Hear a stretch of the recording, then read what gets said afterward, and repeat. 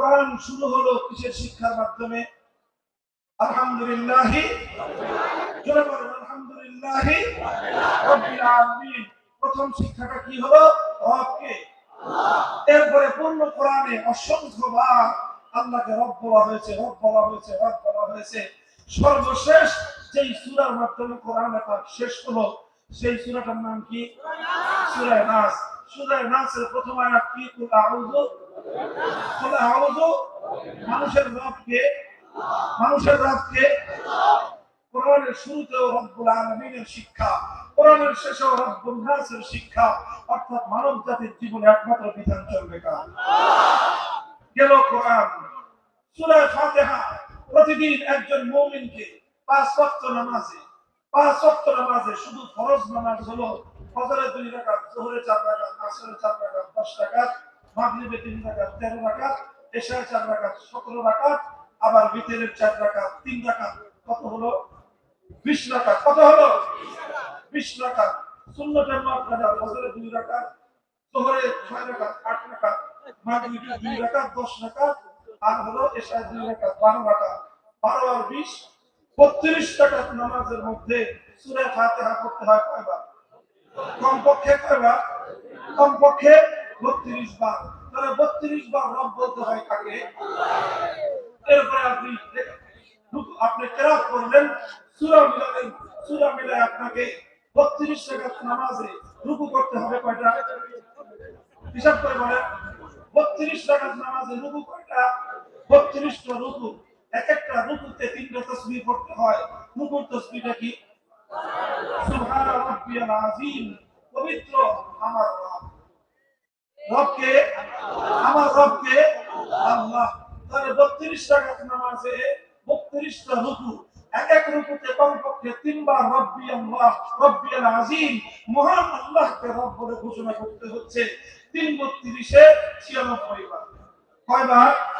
96 বার রুকুর মধ্যে রব বলতে হয় কাকে? এক এক রাকাত নামাজে সাজদা কয়টা? 32 রাকাত নামাজে সাজদা কয়টা? 64টা সিজদা। এক একটা সিজদায় 3টা তাসবিহ পড়তে হয়। সাজদার তাসবিহ কি? সুবহান রাব্বিয়াল আ'লা। পবিত্র আমার রব যিনি মহান। তাহলে রব বলা হলো কাকে? 32 রাকাত নামাজে 64টা সিজদা। এক একটা সিজদায় 3 বার করে আল্লাহকে রব বলে স্বীকার করতে হচ্ছে। 3 64 দ্বিগুণে 3 6 18 180, 3 4 12 192 বার। 192 বার আপনাকে রুকুর সাজদার মধ্যে আল্লাহকে রব বলতে হচ্ছে। 32 রাকাত নামাজে 96 বার আপনাকে রব বলতে হচ্ছে। 32 রাকাত নামাজে অন্তত 32 বার সূরা ফাতিহায় আল্লাহকে আপনাকে রব বলে স্বীকার করতে হচ্ছে। প্রতিদিন এইভাবে এত শত শত বার আল্লাহকে রব বলে স্বীকার করা, আল্লাহ রব রুবুবিয়্যতের ঘোষণা দেওয়া, আল্লাহর এই রুবুবিয়্যতের শিক্ষাকে অর্জন করা। এটা কেন? এটা কেন? এটা কেন?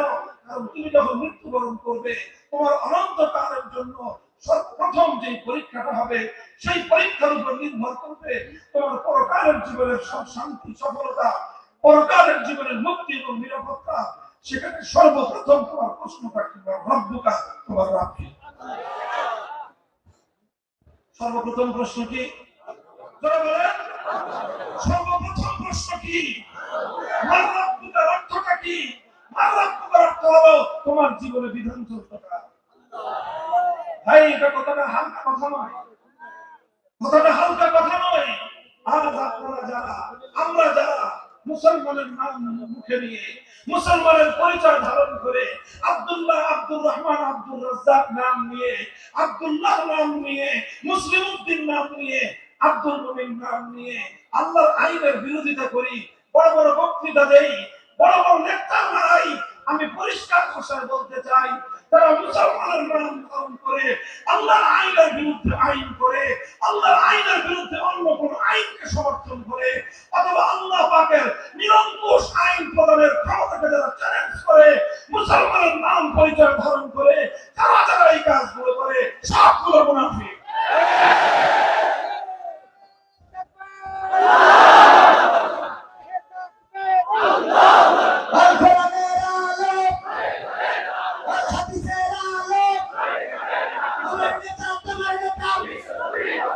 আমার নেতা তোমার নেতা লিল্লাহি তাকবীর লিল্লাহি তাকবীর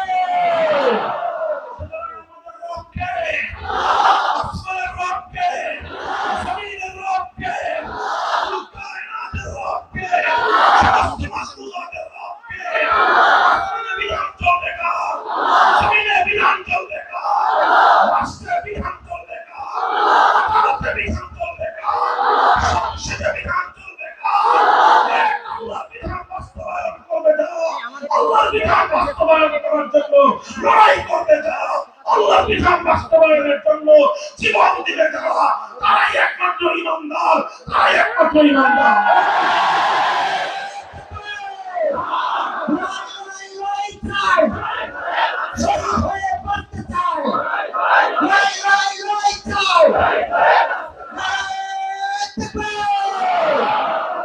প্রথম বৈশিষ্ট্য হলো অকপটে স্বীকার করতে হবে সারা দুনিয়াকে জানিয়ে দিতে হবে আমাদের রবকে ইন্নাল্লাযীনা ক্বালু রাব্বুনাল্লাহ যারা বলবে আমাদের রব হলো আল্লাহ এটা হলো প্রথম বৈশিষ্ট্য দ্বিতীয় বৈশিষ্ট্য হলো সুন্নাস্তাকামু এক আল্লাহকে রব বলে ঘোষণা করার পর এক আল্লাহ পাকের রুবুবিয়তের স্বীকৃতি দেওয়ার পর সুন্নাস্তাকামু তাদের তৃতীয় বৈশিষ্ট্য হলো তারা এই রুবুবিয়তের ঘোষণার উপর ইস্তিকামতের সাথে থাকবে কিসের সাথে শব্দটা আপনারা শিখেন এই শব্দটা দিয়ে আমরা আলোচনা শেষ করি কিসের সাথে থাকবে কি বললাম ইস্তিকামত সবাই বলেন ইস্তিকামত শব্দটা কি ইস্তিকামতের সাথে যারা থাকবে আল্লাহ পাক তাদের জন্য ওই শুভ সংবাদ রেখেছেন তাদের জন্য মুক্তি রয়েছে তাদের জন্য আল্লাহর পক্ষ থেকে গাঢ় মনার রয়েছে তাদের জন্য নুরানি ফেরেশতাদের কাফেলার আগমন ঘটবে তাদের জন্য দুনিয়া থেকে জান্নাত পর্যন্ত প্রত্যেকটি ঘাটিতে আল্লাহর পক্ষ থেকে রিসিপশনের ব্যবস্থা থাকবে আল্লাহর পক্ষ থেকে এক মহাসাগর সম্ভাষণের ব্যবস্থা থাকবে আল্লাহকে রব হিসেবে মানতে হবে আল্লাহকে রব হিসেবে ঘোষণা দিতে হবে অথবা ইস্তিকামতের সাথে থাকতে হবে কিসের সাথে জোরে বলেন কিসের সাথে এখন আমি ছোট্ট করে ইস্তিকামত শব্দের অর্থ বোঝাবো আমার আলোচনা শেষ ইস্তিকামত শব্দের অর্থ বাংলায় বলা হয় দৃঢ়তা অটলতা আল্লাহকে রব বলে কচু পাতার পানির মতো হলে চলবে আল্লাহ কিন্তু রুবুবিয়তের সাথে ইস্তিকামতের কথা বলেছেন এটা একটা তাৎপর্যময় বিষয় ইস্তিকামতের কথা আল্লাহ কেন বললেন কারণ আল্লাহ ভালো করে জানেন যারা এক আল্লাহর বিধান মানতে চাইবে তাদেরকে ধাক্কা দেওয়া হবে যারা এক আল্লাহর বিধান দুনিয়াতে বাস্তবায়ন করতে চাইবে তাদের সঙ্গে অনেক বাধা বিপত্তি আসবে অনেক ঝড় ঝাপটা আসবে এই বাধা বিঘ্ন এই প্রত্যেকটি ঝড় ঝাপটার সামনে কচু পাতার পানির মতো হলে চলবে বলেন কচু পাতার উপরে পানি যখন থাকে পানি কিন্তু দেখতে খুব সুন্দর দেখা যায় কথা ঠিক কিনা কচু পাতার পানি দেখতে খুব সুন্দর দেখা যায় কিন্তু সামান্য ধাক্কা লাগলেই সেই পানি আর থাকে সেই পানি পড়ে যায় কাজেই মাথায় টুপি পরছেন খুব সুন্দর দেখা যায় নাম ধারণ করেছেন ইমানি নাম মুসলিম নাম শুনতেও সুন্দর শোনা যায় 14 পুরুষ 14 গোষ্ঠী ইমানদার ভালোই লাগে সব সুন্দর আছে কিন্তু দেখতে তো সুন্দর কিন্তু যখনই আল্লাহর রুবুবিয়তের উপর আপনি থাকতে চাইবেন আপনার উপর ধাক্কা আসবে আপনার উপর ঝড় আসবে আপনার উপর তুফান আসবে আপনার ঈমান যদি তখন কচু পাতার পানির মতো হয় তাহলে ওই ঈমান দিয়ে আখিরাত তো দূরের কথা দুনিয়াতেও ঈমানদারের পরিচয় ধরে রাখা যাবে না এই জন্য কিসের সাথে থাকতে হবে ইস্তিকামতের সাথে থাকতে হবে ইস্তিকামত কি জিনিস ইস্তিকামত মানে হলো দৃঢ়তা ইস্তিকামত মানে হলো অটলতা ইস্তিকামত সম্পর্কে আমি আপনাদেরকে দুটি মন্তব্য শোনাবো একটি মন্তব্য হলো শাইখুল ইসলাম ইবনে তাইমিয়া রাহমাতুল্লাহি আলাইহি বলেছেন আল ইস্তিকামাতু আফজালুল কারামা আল ইস্তিকামাতু আফজালুল কারামা আমরা দুনিয়াতে যারা আল্লাহ ওয়ালা হয় আল্লাহর খাস বান্দা আল্লাহর পেয়ারা বান্দা তাদের কারামত থাকে তাদের কি থাকে কারামত থাকে আমরা বাংলায় বলি কেরামতি অলৌকিক ক্ষমতা এটা আল্লাহর পক্ষ থেকে দেওয়া হয় কারামাতুল আউলিয়া হাক্কুন মুসলমানদের একটা আকীদা হলো আল্লাহর পক্ষ থেকে আল্লাহর খাস বান্দাদেরকে অনেক অলৌকিক সক্ষমতা, অলৌকিক কাজ করার অলৌকিক আল্লাহ দান করে থাকেন। এই কারামাতকে বিশ্বাস করতে হয়, এটার মধ্যে শিরকের কোনো কিছু নাই। এটা